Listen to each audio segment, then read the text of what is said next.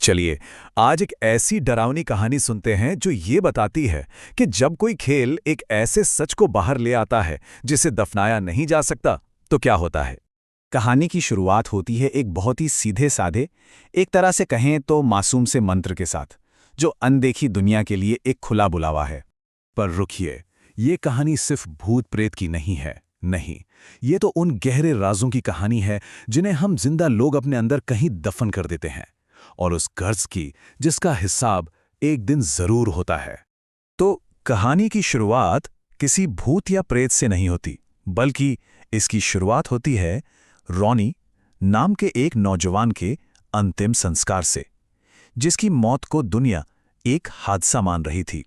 कब्रिस्तान की उस खामोशी में रॉनी का क्लासमेट पीटर चुपके से एक फेंका हुआ ओएजा बोर्ड उठा लेता है, और बस यही वो पल था।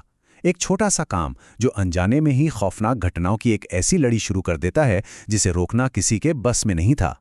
पीटर के लिए तो ये बस एक मजेदार खेल था, और इसी सोच के साथ वो उसी रात अपने छोटे भाई को, जो थोड़ा हिचकिचा भी रहा था, खेलने के लिए मना लेता है।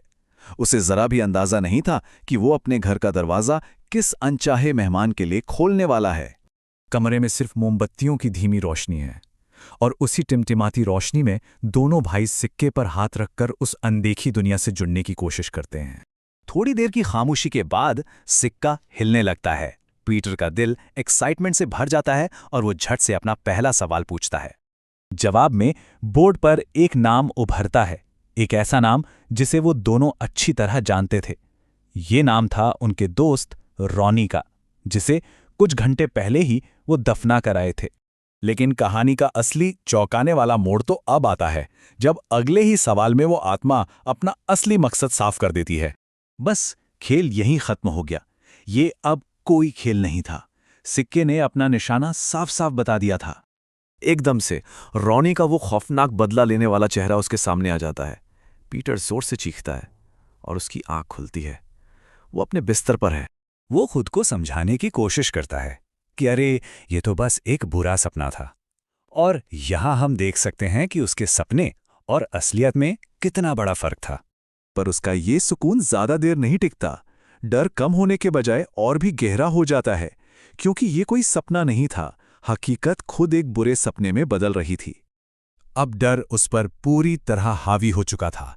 पीटर भागता है सीधा एक चर्च की तरफ, और वहां जाकर कन्फेशन बॉक्स में उस सच को उगलने के लिए तैयार हो जाता है जिसे वो इतने दिनों से सीने में दबाए हुए था। और उसका कबूलनामा हमें कहानी में पीछे ले जाता है उस मनहूस दिन जब रॉनी की मौत हुई थी, और ये साफ हो जाता है कि वो कोई मामूली हादसा नहीं था, बल्कि एक सोची समझी साजिश थी। तो सारी कड़ियां अब जुड़ चुकी थी। सच यही था, रॉनी की आत्मा का साया यूं ही पीटर को नहीं सता रहा था। ये सब एक ठंडे दिमाग से, बेरहमी से की गई हत्या का नतीजा था। चर्च से बाहर निकलकर पीटर को एक अजीब सी राहत महसूस होती है, जैसे कोई बहुत बड़ा बोझ उतर गया हो। पर उसे क्या पता था कि कहानी का असली अंत तो अभी बाकी था। उसे आखिरी बार रॉनी की आत्मा दिखती है, लेकिन इस बार वो शांत थी। उसके चेहरे पर गुस्सा नहीं, एक तरह की शांति थी, मानो उसने पीटर को माफ कर दिया हो। और यही इस कहानी का सबसे गहरा संदेश छिपा है। हो सकता है कि मरने वाले ने अपने कातिल को माफ कर दिया हो, लेकिन खुदरत का इंसाफ अपना हिसाब बराबर करता है। जैसे ही पीटर सड़क पार करने के लिए फुटपाथ से नीचे उतरता है, न जाने कहां से एक ट्रक आता है और उससे ठीक उसी तरह रौंद देता है, बिल्कुल उसी तरह जैसा हादसा उसने रॉनी के लिए प्लान किया था। तो आखिर में ये कहानी हमें एक बहुत ही गहरे सवाल के साथ अकेला छोड़ जाती है। इंसाफ, माफी और कर्म। क्या माफी सच में किसी गुनाह को मिटा सकती है, या फिर कुछ किए हुए कर्मों का फल भुगतना ही पड़ता है, चाहे कुछ भी हो जाए।